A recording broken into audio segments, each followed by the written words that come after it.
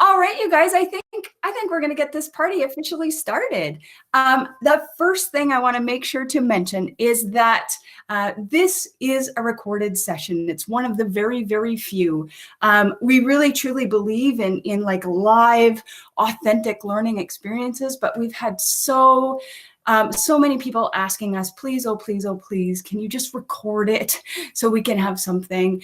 So thank you to all of you for agreeing to be the models for other educators all across Canada. This is really going to help them just learn everything that we're going to learn tonight. So thank you guys all for that. And with that, my name is Michelle Armstrong.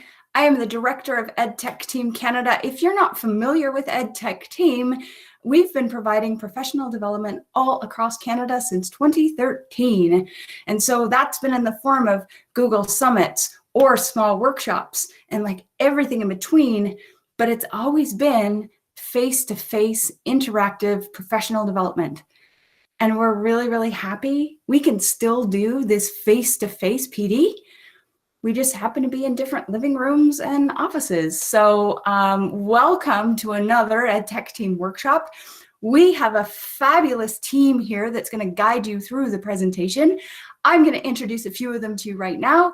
We have the wizard of Meet, the man behind the scenes. We have Chris Webb from Montreal.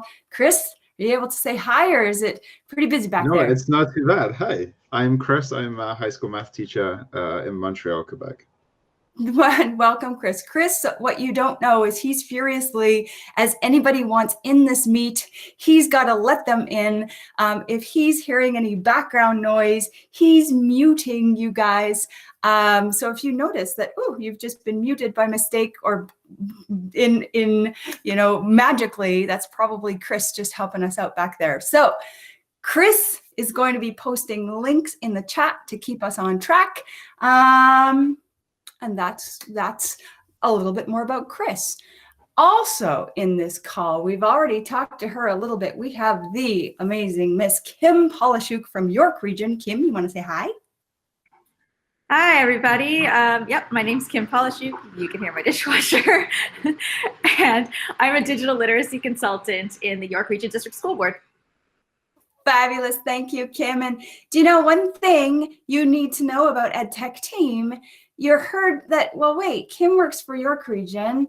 Chris works for Lester B. Pearson. Like, wait, I thought they worked for EdTechTeam. But the thing is, we have 3 full-time employees here in EdTechTeam Canada. In addition to me, I have my 2 lovely colleagues here on the call with me as well. I'd like to introduce you to the lovely Miss Michelle Sturba. Can you say hi, Michelle? Hello, everyone. And Michelle comes to us from Kitchener-Waterloo, right on the edge.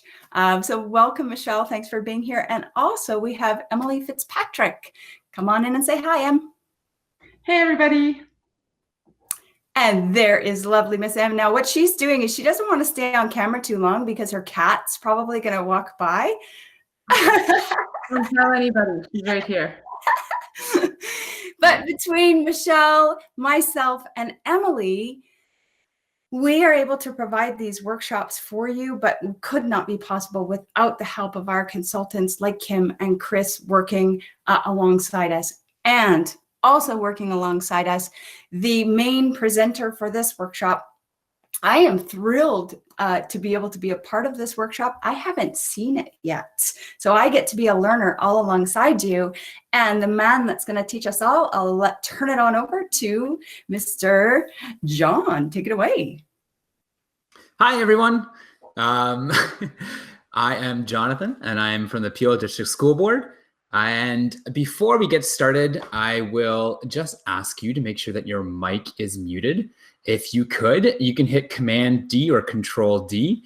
And you can also, if you want to turn off your video, that would actually help out a lot of the streaming as well. So you can hit Command E, I believe, or Control E.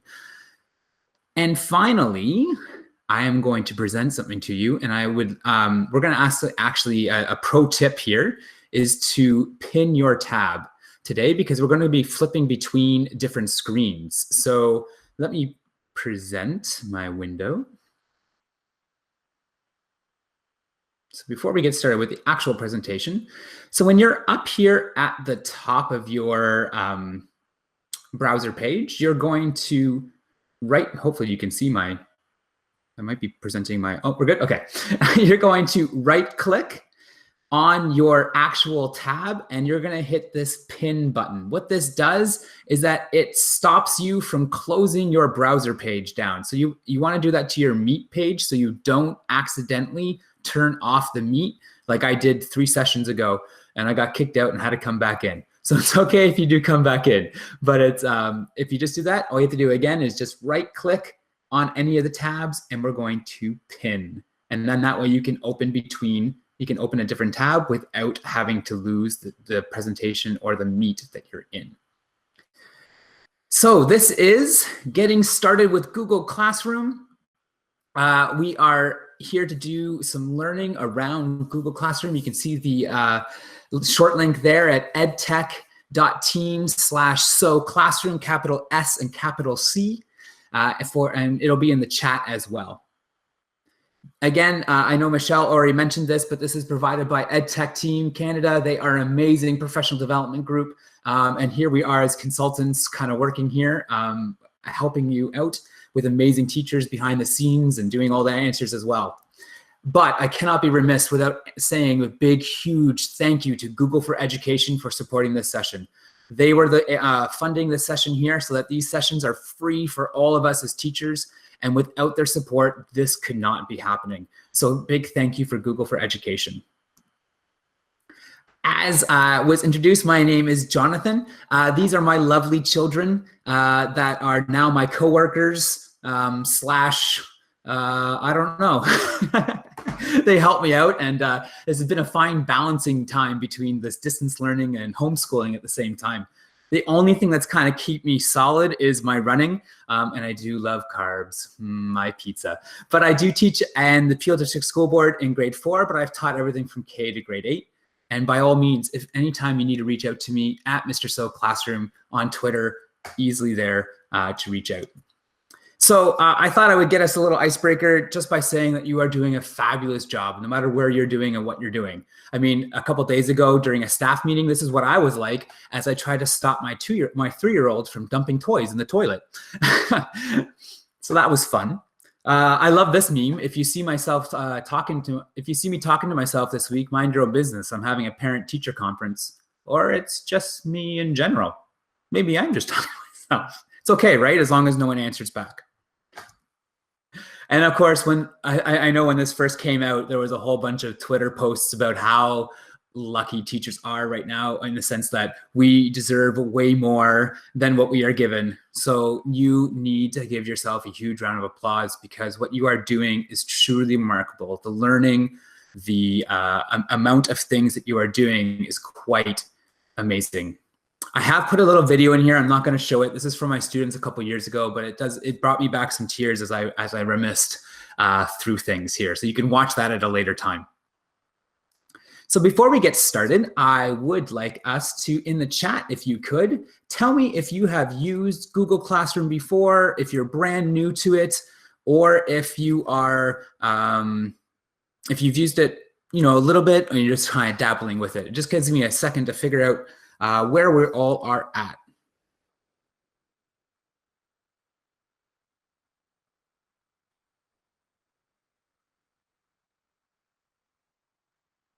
Awesome. So we got some brand new. Yes, used a fair bit. I'm using it right now. That's awesome. Tinkering with some things. Brand new. No worries if you're brand new. No worries if you're an expert. We got tidbits in here that will help you out no matter where we are.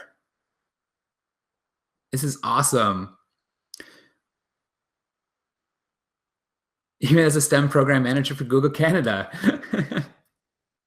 Awesome. Okay, so we're going to get right down to the very basic of how do we actually get a classroom going? Because for some of us, this is the very first time. So what we're going to do is we're going to go to classroom.google.com. Now, the very first time that you go to classroom.google.com, you're going to want to make sure that if it's your very first time, that there's a box that pops up that asks you if you're a teacher or a student. Make sure you click on the teacher part of it. If you accidentally click on the student, that's okay. You may have to go talk to your IT department and fix that out.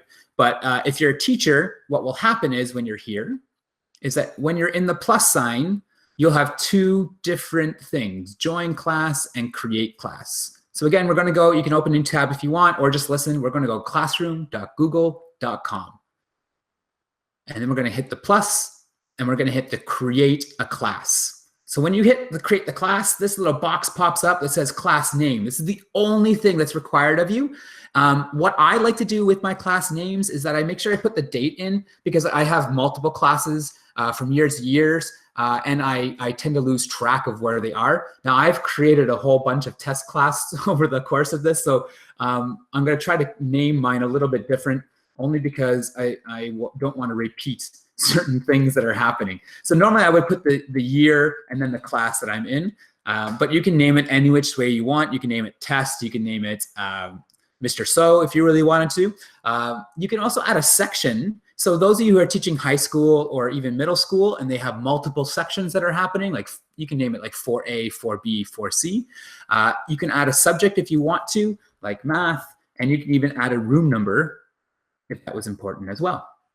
And then you're going to hit the create button, and we're going to let the magic of the internet kind of working in through here to see what happens.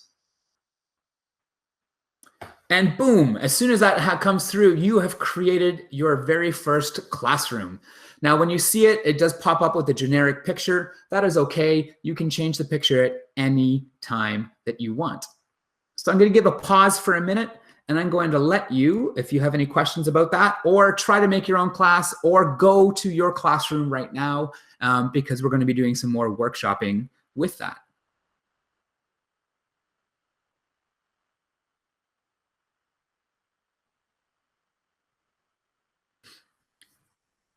Deepali, that is a new feature that's coming out, and it will be slowly rolling out as it goes along. So it'd be more up to your domain depending on how things are there.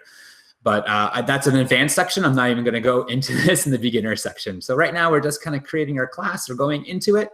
I am so excited for it. As soon as it comes out, I'm hoping for it. And we'll go. Whoops. Anyone have any questions? Perfect.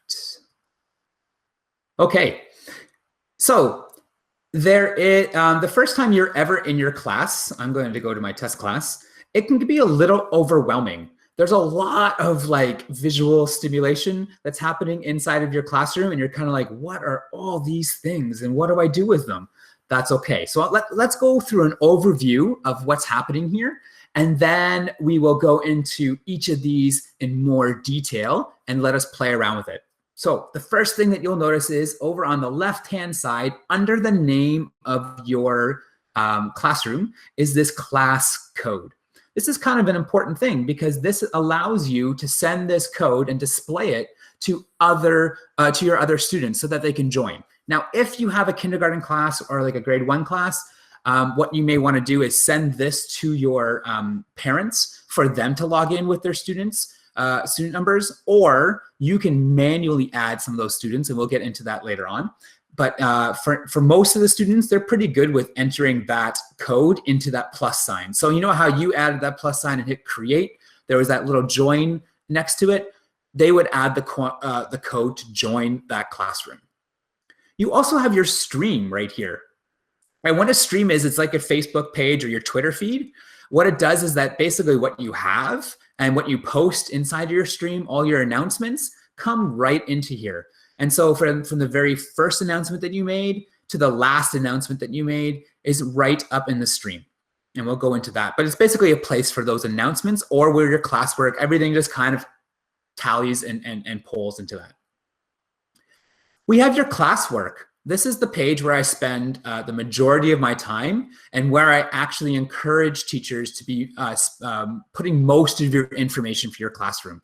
Especially in distance learning, there can be a lot that we're throwing at our students right now, and clogging up the stream kind of could overwhelm the students that we have. So classwork is where I spend most of my time. It's where you do your assignments, where you do your questioning, where you can have your topics and organization. You also have this lovely People tab here. This is where you get to see who's in your classroom, whether it's your teachers that are in the classroom or whether it's the students that are there. So this and the guardians that are attached. So you basically, in this tab, can keep track of who and what is in your classroom. You also have a gradebook. I'm not going to go into detail in the beginner section of how gradebooks work, but you do have a gradebook that allows you to take a look at what assignments are there. The students do not see that section of that gradebook. So that's just something to keep in mind. Then over on the far right, you have your settings button. There are two settings in Google Classroom. One deals with the classroom itself, and the other one deals with more of your notifications. I will get to that notification side in the pancakes near the end of our sessions. For now, we're going to click on this gear. And what this gear does is it allows me to bring up all the information that's attached to my classroom. So you remember how I said you made a name for your classroom? If you didn't like that name, it didn't work very well, you can always hit the test button. So you can always hit the gear and change the name from test to something else. You can always add your descriptions. You can always add sections later on, and so on. You could also change your class code. So why I would want to change my class code, sometimes I get students or parents join my class and they weren't supposed to join my class because people gave that class code out. Or you're making a video like we are right now, and I'm now broadcasting this display code to the rest of the world, and I don't want people to see that section to it. So I will reset that code near the end of the day. I can also disable the code, meaning that no one else will be able to enter my classroom once this code is disabled. You can also copy it and you can also display it. The other important part is this stream section here. So there are ways that your students can interact. And with distance learning, I've really enjoyed having my students comment and be part of the classroom that's there. So if I click my little arrow, and all the goodies in Google are in the arrows and in the little tidbits and the pancakes, just a pro tip there. There is 3 different options. Only teachers can post or comment, meaning that I'm the only one that has the authority or the ability to put things into my stream or the classwork. Then you have the opposite. Students can post and comment, meaning that they can post things to my stream, not the classwork. They can post things to my stream, meaning they can post comments like my grade 4s did, like, hey, how's it going? I had pizza for lunch today. And they can comment on each other's posts. What I've done is I've turned it to students can only comment, meaning that they can reply to comment posts that I've put in there. You still kind of get the highs and the crazy talk in there sometimes, but it's kind of cute. At least you don't get all the posts that happen, though you can delete those posts when they happen.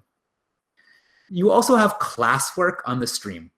So what this allows you to do is you can hide notifications. So as I said, the stream is your consciousness of your class. Anytime that you are, anything you post in there, whether it's in classwork or the stream, gets dumped into the stream. So for distance learning, I'm trying to hide a lot of these notifications as much as I can, because it really clogs up for our parents, especially as a parent, seeing all this information and being overwhelmed. And even for my grade 4 daughter, seeing a lot of information at once kind of overwhelms her. So you can hide the notifications. You can show the full details and attachments and everything, or you can show a condensed version of that notification. I'm going to turn that on for now just to show you what it looks like when we come back. You could also show deleted posts, but that's only for you. I turn that off because I know that I've deleted something. And then there's also Guardian Summaries if it's turned on. What Guardian Summaries do is it allows you to give parents notifications that come once daily or weekly. Now that is up to the parent. So what they'll do is they'll get an email that says, hey, join my classroom. And you can they choose whether it's daily or weekly. And so that way they see what type of work is missing, what's due next week, things like that. And so it's a very nice thing to have, especially as a parent, having those weekly or even daily emails that are happening. You also have the ability to change some of your grading functions, but again, that's a bit more advanced, but you can play around with that when we go. I'm going to hit the save button. I threw a lot of information at you, and I would like just take a pause for a minute. I can also take a quick water break. And if you have any questions about what we just went over, please ask it in the chat.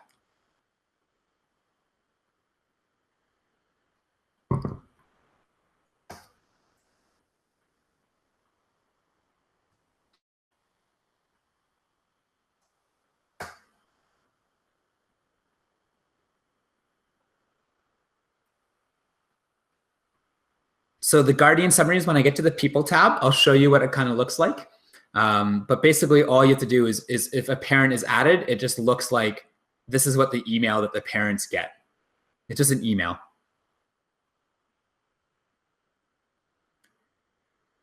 Yeah, if you change the class code, everything is still the same. No one loses access to it. It's just changing the code over and over again. Yeah, unless you kick them out and then you have to add them in, but everything still stays the same.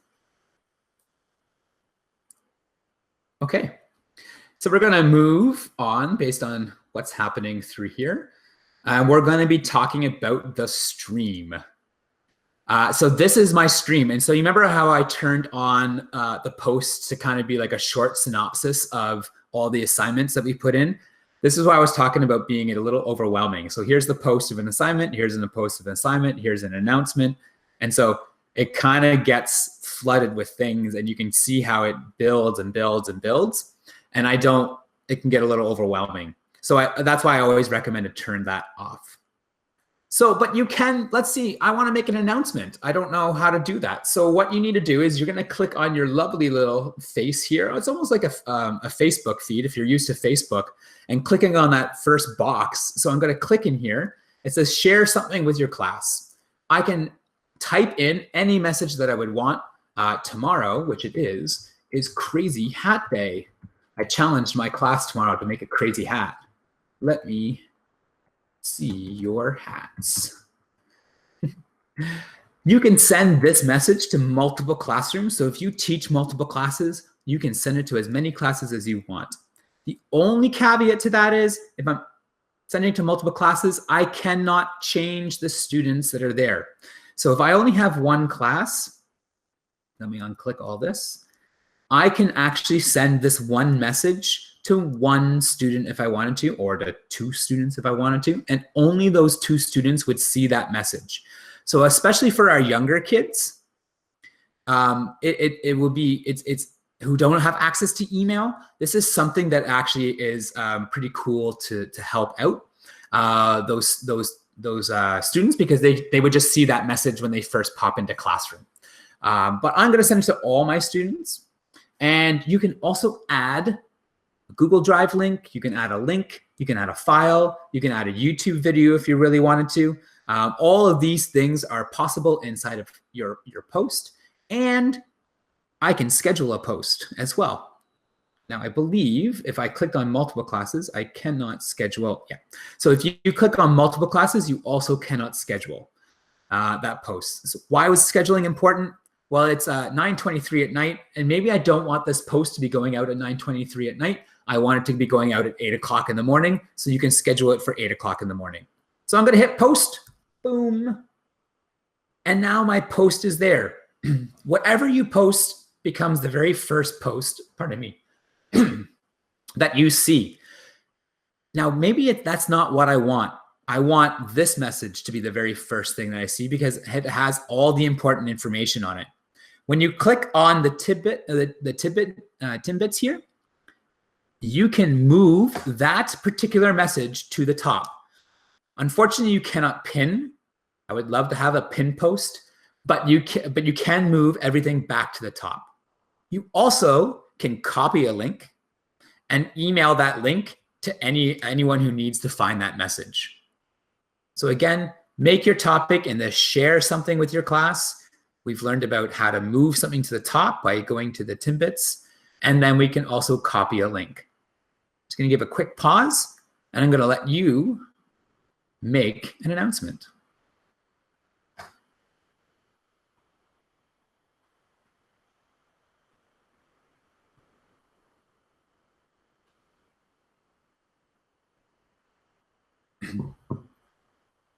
Or if you have any questions, feel free to put them in the chat.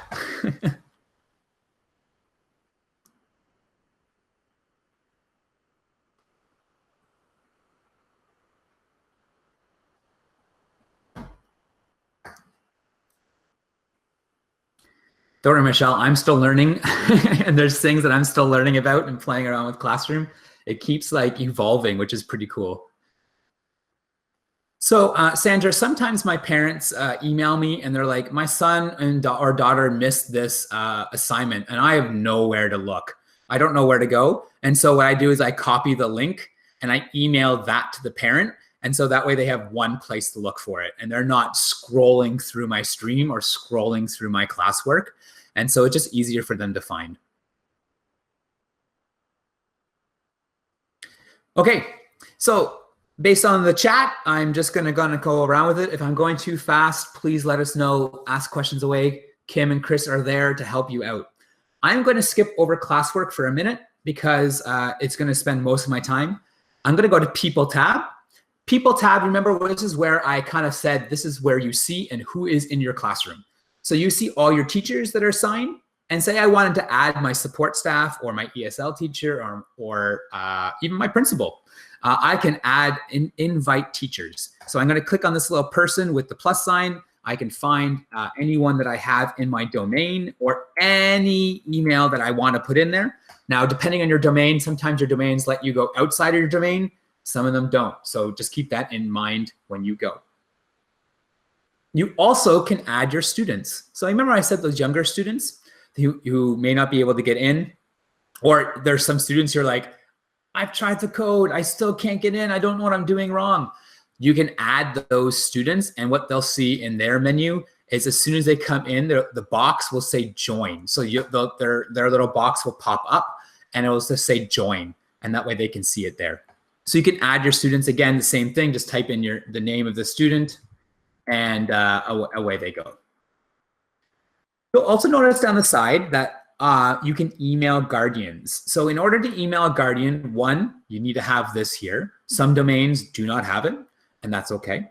Two, you have to invite a guardian. So here in student one, Jonathan So is invited, has been tagged to this student here.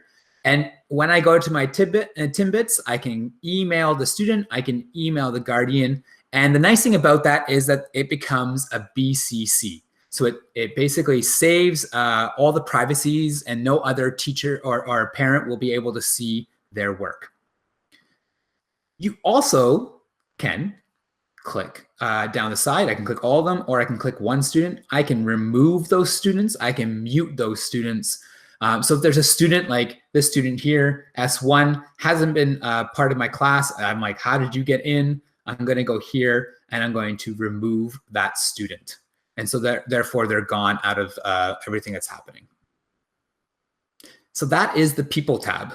It's a pretty straightforward part, but you can add. Now you cannot add yourself as a student. That is the only caveat too.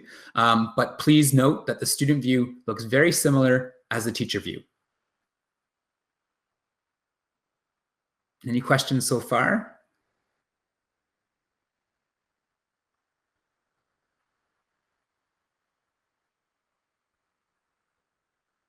Okay, so let's go to classwork. So this is where we're going to spend our majority of our time. This is where I encourage you to actually be doing most of your, how many teachers? I don't know how many teachers I can invite. I haven't hit the limit of it. And one of my classes, I have about 5 or 6, but I don't know. Sorry, I didn't give enough wait time.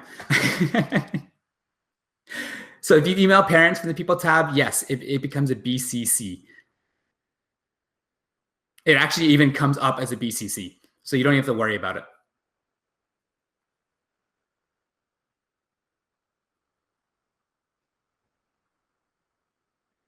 Okay, I think we're good. I apologize if I've gone too fast. So your classwork is an interesting place to house. It can get also visually overwhelming because you're like, wow, what is all this happening? So let me go over a couple of the things and features that you see in your classwork, and then we're going to take a step back and look at how to make assignments, how to post assignments, and how to organize the mess that we've created inside of here. I'm going to start over on the left-hand side. What you see on the left-hand side is that you're going to go to Class Drive folder. Google Classroom creates a Drive folder for you in your Google Drive. So if you started seeing some assignments being added by your students and you're freaking out, I had an email by a colleague and she's like, I'm like, no, Google actually created,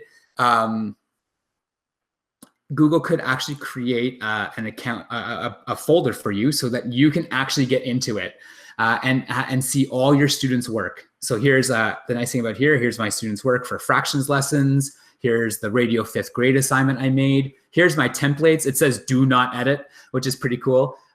Do not delete, here's your pro tip, do not delete this classroom folder from your Google Drive. It creates a whole headache and a lot harder to find when it does.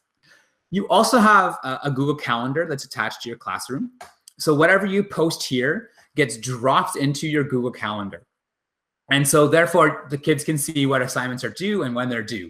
The only caveat is that you can't post in the Google Calendar and show up in your classroom. So it doesn't work both ways, unfortunately, but that's okay. Then as I keep moving towards the left, I have my create assignments in this big giant green create button. Your color may be different, all depends on what color scheme came up when you hit the button to start and create your class. So you're gonna hit create, and what you see here is that you have an assignment, which is basically giving a kids something to do. You have a quiz assignment, which is giving students the ability to have a form attached to an assignment. You have a question box, and I have learned a pro tip for this one that I've really been impressed with. You have materials, which is the ability to send videos and syllabuses and other things that they may need. The only thing about materials is that you cannot do private comments. So what I've been doing is I've been posting all my materials in the assignment page, and that way students can give me private comments as well as classroom comments. You also can reuse a post. Now this comes in handy when I'm doing like my homework or I have posts that I want to repeat over and over again, or if I made a mistake and I had to go back and I don't want to delete or change everything, I reuse the post and I edit it that way. And I'll show you why I did that. You also have this topic button. Now, Classwork, if I don't put topics, basically looks like my stream. And if I didn't have these messages here, this topic here, I would have all these assignments, literally one by one, sitting in a stream. This can be very overwhelming. And it's one of those things where as a parent, seeing my child kind of get overwhelmed with everything that's happening, it's something that we can easily fix as a teacher. Now, lucky for you, we were in a chat with Susan, and she shared a lovely way of organizing her work. You can organize your topics any which way you want. They are 3 weeks ahead of us right now, and it's been interesting to see their evolution of their organization. And what she recommended doing was organizing it by date or organizing it by, see, this is how I used to organize it, by subject matter, and it got confusing, or organizing it by week. And so here's a kindergarten example, Unit 8, Week 3. Here's my Monday's lessons, my Tuesday's lessons, my Wednesday, Thursday. So everything for the child is literally sitting there. Or by day, and then she numbered it like 1, 2, 3, 4. And you can see it can be like, oh, I have to do this first, then I do this second, and I do this third. Keeping it as simple as possible for our students alleviates a lot of that stress for them. But again, you can make your topics any which way that you want to do. To create a topic, all you have to do is hit create and go to topic. And you can type in any topic that you would like to have, like 1 week, spell 3, and hit add. Sometimes your topic comes out first. Mine, unfortunately, goes all the way to the bottom, but that's okay because I can drag, whoops. Let's try that again. I can drag my topic wherever I want it to be. I can also go to the Timbits and I can move up and keep doing it over and over and over again until I see it where I want it to be. For those of us in some of the smaller grades, you can also add emojis next to our titles, or just the emoji itself, which is pretty cool as well. So like, for example, if I wanted to add an emoji to this one, I can rename it so I don't have to slash here. For me, it's Control Command Spacebar. You can right click, but I can add any emojis that I would want to have, and it sits right next to that emoji there. You can also drag assignments wherever you want to as well. So I'm going to pause there for a minute just to remind you, because I want you to try to do your own topic. You're going to hit the Create button. You're going to go to Topic. And for me, emojis are Control Command Spacebar, but I'm in a Mac. You can also hit Control or right click on a PC and see your emoji symbol. If you're on a Chromebook, it's that little snake bite 2-finger tap, or bunny ears, whatever you want to call it. And your emojis will pop up, and there might be also an emoji link for you to be putting in there. And then you just type in and hit Add. So I'm going to pause for a minute and let you try to make a topic.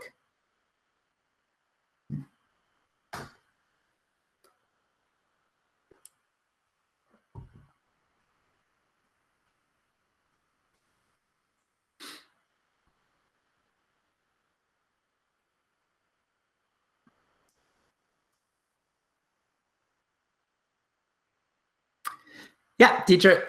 So to do emojis for my Mac, it's Control Command Spacebar or right click.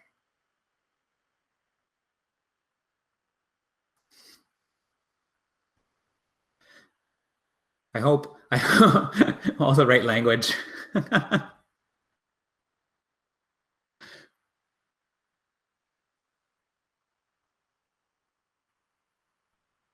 Hopefully you can see, and you can see all your topics along the side of your screen. If you can't, it might be because your screen isn't.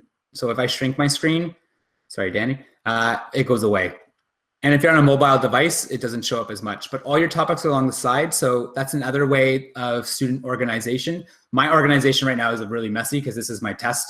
But if kids wanted to go to week 1, they would click on it and all the work for week 1 shows up, nothing else. This is why I love my topics. If I wanted math, everything is in math, and I don't have to go to all topics and scroll through everything that's happening. Okay, so we're going to create an assignment now. So now that we have our organization done, we understand the stream, we've seen our people, we're going to need to now actually make an assignment. So how do we do that? Well, we're going to go back to that big, huge button that says Create, and we're going to hit the assignment button. And so I'm going to hit the assignment button, and I'm going to put a title, because we have to title everything. Fraction, notation, listen. You can add instructions. I would try to keep these instructions as simple as possible. So what I would say is, please fill out the document attached. You will see instructions there. You can also put learning goals if you wanted to in here, or success criteria, but this has the ability to add whatever you want. I just recommend not writing a giant novel. You can also add, and so in this add button, you can add from your Google Drive. You can add a link. So maybe there's a website that you want them to go on to. Maybe there's a video that you want them to see. You can add a file, like a PDF or a Word doc as well. Or you can add it directly from YouTube videos right there. I prefer to do a lot of my work through Google Drive because it gives me a little bit more options besides just handing them a file or a PDF. So when I go to my Google Drive, it opens up automatically to my most recent. You can search for shared or in your drive, or upload from your document. And I'm going to pick one of the documents that I already have. You can pick anything, slides, sheets, or docs to go right into it. And you hit add. Now, why did I say that this option it gives you more options? Because when I go to this arrow, right now it says students can view file. It actually gives me 3 different options. So view file is just kind of like when I put it up on the screen and students just stare at it. They don't interact, they interact with this visually. They can make a copy of it, but then they have to attach their work later on. Students can edit the file. This basically means that I can have whatever students that I assigned over here to this file means that they can edit that, meaning that they can go right into the doc, change things up, add their own advice, and work with it all in one. I generally keep this edit button only for when I'm doing some like group work or small work, maybe 2 or 3 students that I know want to work together on a topic. That's when I use the edit. Or if I had a slide deck that I had everyone part of. But be warned that if they haven't been used to working in a document collaboratively with like 35 people, some things could go wrong. Just keep that in mind. The one I prefer is make a copy for each student. So this is kind of like Google's way of photocopying things for you.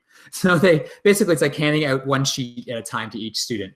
And this basically does is make a copy for every single student so that when you're in your drive and I go to my actual fractions lesson, it actually names it by the student name, whatever the domain name is, the title of the document, and the assignment that it's part of. This is so helpful because it stops people from handing in things that say untitled, hi, this is my work. And you also, sometimes you don't even know who they are because they don't do anything with it, right? And you're like, who handed me this sheet of paper in? And this is what happens. So I always do make a copy. The only condition is if I have a pre-assigned assignment and I go back into edit, you no longer have the ability to make a copy. You only have the view and the edit. This only works for the very first time as assigning an assignment. So if you actually want to have this for old assignments, what you need to do is you need to reuse the post and attach all the work and it'll come back. On the right-hand side of your assignment page, you have the ability to send this to multiple classes, just like you did in the stream. And just like in the stream, when you send to multiple classes, you cannot differentiate for the students, nor can you schedule the assignment. So if you want to do those 2 things, it has to be only 1 class at a time. Why do I like differentiation? Well, especially in my grade 4 class, I have some kindergarten kids and I have some like grade 6 ability level kids. So maybe this one template is not good enough for them. So I only want this student here to see this, or these 2 students to see this template. Maybe these 2 students need a video to go along with the template. Maybe they need more resources or graphic organizers. So this allows you to differentiate and give your assignments to each kid. Now, if you don't want to do that, maybe there's only 1 child that you have on an IEP, feel free to modify their work inside of the assignment page, and I'll show you what that looks like as well. So that's a workaround that Kim taught me this morning, actually. So you can actually modify the work inside of that. But if you have more than 1 student, it's better to send multiple assignments. You also can give a point value to your work. 9,999 is the utmost point values that you can give. 1 is the lowest, and you can also ungrade. If you ungrade when you resubmit, it comes as a check mark, or if you grade it, the students get the grade that's attached. You can set a due date. I think during distance learning, due dates may not be the best thing that we want right now, but if you do, that's okay. We can always add in like whatever due date you want. It does say that time is optional. I will say that time is not optional because the optional time for this is 11:59 at night. So what this means is that if parents have notifications on their phone at 11:59 at night and their child hasn't done the work, their phone goes ding, ding, ding, ding with all the missing work that they haven't done. So this can get very annoying for some of our parents or even some of your older students who have their phone sitting right next to them. So I always change it to around 6 o'clock or 8 o'clock p.m. And that way, if I put a due date, at least the notifications come out at that time. You also, in this stage 2, you can add it as a topic or create a brand new topic. So this will allow you to add it to one of the things that you've already had, or create something that's there. There's also rubrics and originality reports, but those are a bit more advanced. There are links in the slide deck that will show you how to access rubrics. And then all I have to do is hit assign, and boom. Well, not boom right away, unfortunately. Oh, there it goes. It comes in. Now, if you're like me, I often forget that, like, oh no, I didn't put in a topic. What am I going to do? Again, to remind you, you can drag and drop. You also can edit. So in the Timbits, you can hit the edit button again. It brings you back into here, and I can label this what the instructions that I want. Notice that if I add this again, if I add another document, I no longer have the ability to do that. Each student will get a copy. It only has view and edit. So that's what I was talking about. And it's like, oh no, I didn't do that. So that's where you have to reuse the post again. So I'm going to give you a pause for a minute, and I'm going to let you to create an assignment or ask questions.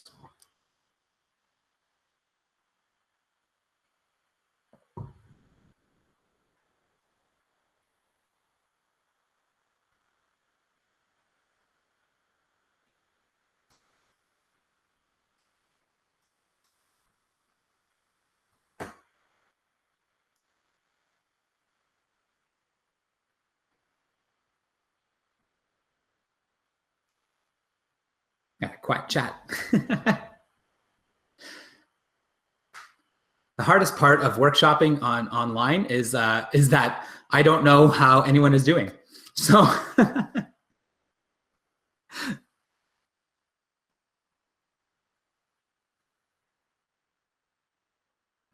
yep, Dietrich, we're going to talk about assessments in the next 2 minutes. Awesome. I love the fact that people let me know how they're doing.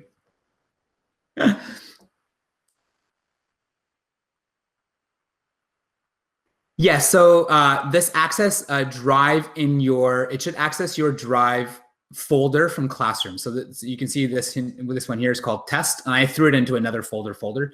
But you would find your Classroom folder, and inside there will be, so if I went to Classroom, it shows all the classrooms that I created, and test is the one that I want because that's the one I'm in, and all my assignments are in here. So now here's my test assignment without grades. Here's the Cat in the Hat, Top 10 Ways to Ruin 5th Grade, an amazing book, by the way. Where's My Butt, and also another amazing book. Or the fraction notation lesson that I just made. And then here you can see how it, because I made a copy for each student. So there's student 1, the name of the template was called template, and then so on and so on. Yeah, it's in your own drive, your own personal drive, and then there's a folder for that. Okay, I'm gonna go, because we have 12 minutes. The materials is exactly the same way as an assignment.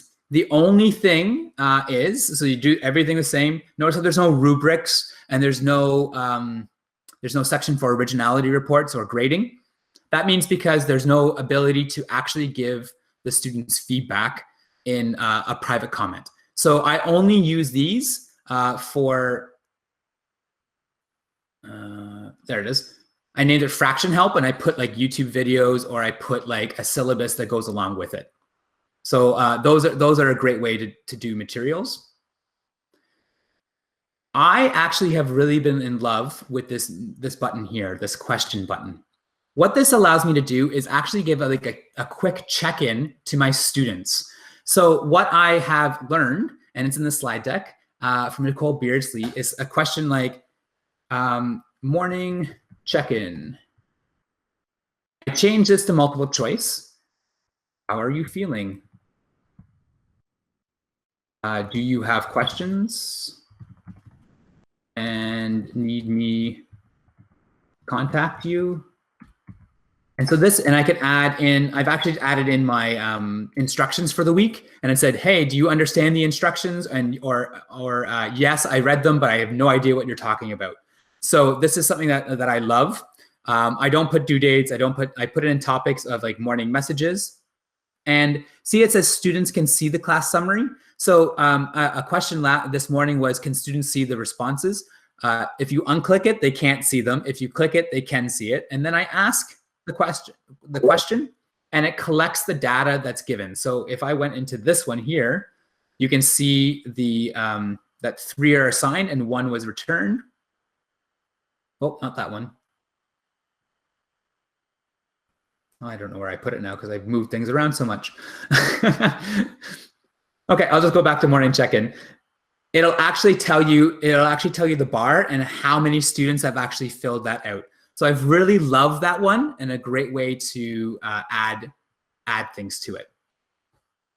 So the last part is we want to kind of look at our feedback and how to do that. So I'm going to go to my fractions. Pardon that I'm scrolling so fast through things. That's what happens when I go through everything and I lose track of where I was. So if I was to go into my assignment, so any assignment that you pick, there's a couple ways to look at your students' abilities to look at things. You can click on the assignment and click on view assignment, or go to 0 turned in or 4 assigned. It doesn't really matter there. So I'm going to click on that, and it brings me to this page here.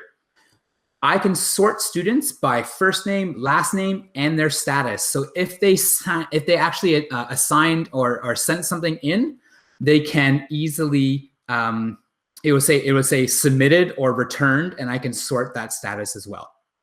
I can also change the point values up here. If I felt that it's 100 or ungraded, I can change it as well. And then I can go into the actual student's work. So this is what I meant by if you had one student and you wanted to change their work a little bit by adding a document, you can do it right there. I can also add private comments right along the side. So I can add a comment like, hey, you didn't do anything. Need help? And students would see that post. This is a private comment, and they have the ability to also give private comments back. I can also highlight this and hit comment, and I can add comments here. There's also a bank of comments, but there's a link to that as well. Or you can find it in your 3 sideways Timbits and add comments as well that way. If students handed in extra work, like a PDF of something, you will find it underneath all these files here. So sometimes you look at their work and there's nothing there. It actually is like hiding in here. And I've actually made that comment like, hey, you didn't do anything. And they're like, sir, it's like above you. And I'm like, oh, oops, sorry, found it. And then you can add your grade right there. And as soon as I grade it, of course it has to be numeric, I can hit return, and it gets returned back to my students. Now they can return it back to me after they edit back and forth. If I had a rubric, the rubric would be attached there as well.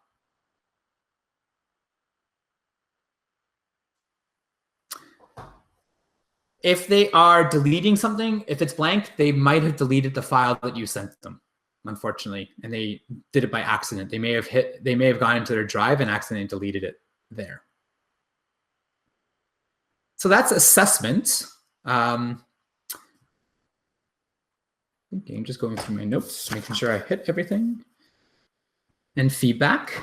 The last 2 things is looking at your, so you remember in the beginning, I said on this gear here is the settings page for your whole classroom. So that deals with just your classroom. Now, some of us are Rotary teachers and we have millions of classes and we're kind of like stuck on and getting like emails after emails after emails. If you go to the pancakes over here and scroll all the way down to the settings page, you will see your ability to change your notifications on that side, meaning that I can turn off comments for posts. I can turn off certain comments for different classes that I'm in. So if I only want this test one, because that's the only one I really care about, I turn off all those notifications. These settings affect only you. They don't affect anyone else. You also have this to-do list, and students do as well. This is a really cool way, especially for those of us who have executive functioning issues like me. And I get lost in what to do and what is left to do or what is there to mark. I can go to the to-do list in my pancakes and I can see what is to be reviewed. So I can see here that 1 person's turned this in, 3 were assigned, 0 have turned it in. I've seen that.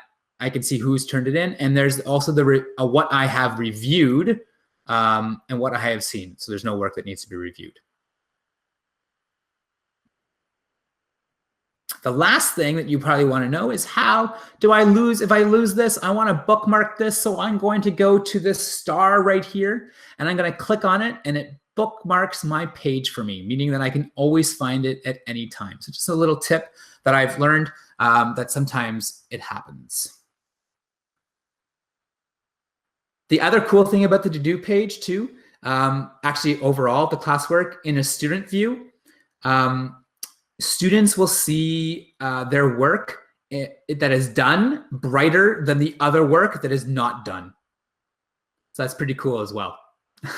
So the things that they still have to do in their classwork stream is not brightened. I just learned that a little while ago too. So again, this is the beginner class for Classroom. There are tons of extra resources that we have in our slide deck, like Classroom 101, going into depth a bit more. I did put some parent resources for you, thanks to another amazing presenter, Trish. Chris has put together a video of what the student view looks like. So if you're really interested in what it looks like, you can take a look there.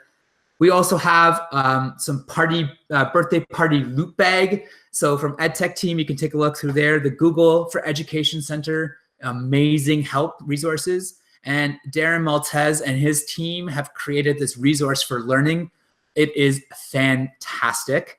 As well as if you wanted to go into more depths about creating rubrics, using the app to annotate with, adding parent guardians, Jamboard, there is tons.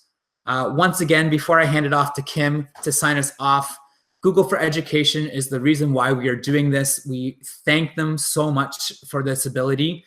There is a survey that we would love you to fill out. Chris will add that to the deck there. But thank you so much for spending an hour with us. If you still have questions, stay tuned. I'm just going to hand it over to Kim. And I think I might jump in because I think Kim and I were chatting. It's like, ooh, who's going to talk? And I said, okay, I will. I think Kim's dishwasher might still be going. But no, Jonathan, fabulous, fabulous session. Like, I learned so much. Thank you so much for all of that. Kim, who is in the chat answering all of those questions, thank you for that. And the EdTechTeam Canada account in the chat, that's Chris Webb behind the scenes. Thank you guys for all of that. We also have another guy behind the scenes, Danny Leeming. I don't think he's going to say anything because he's also creating a recording of this. And I think he's probably got like 6 machines going or something. But it takes just a big team working together and learning together. And so I just want to thank everybody that's here with us. I do have one more thank you and someone that I would like to come and say hello to us. Jonathan, I'm not sure if you noticed, but Sandra Curry from Google Waterloo is here. I think, Sandy, this is like your 10th workshop from us. But Sandy, come just say a quick hello for us. Hey everyone, EdTechTeam Canada, you are incredible. Jonathan, I wish that you had been my teacher, the whole team. And you know what, learners, I give you all the credit for jumping into these sessions and trying to figure out your way, and as Michelle says, our way together. So awesome job, everyone. Love you guys. Stay safe. Right. Yeah. Thank you so much, Sandy. And thank you so much for your support and the support of Google. Like Jonathan mentioned, we're going to stick around for a little while. If you've got any questions, we'll be here.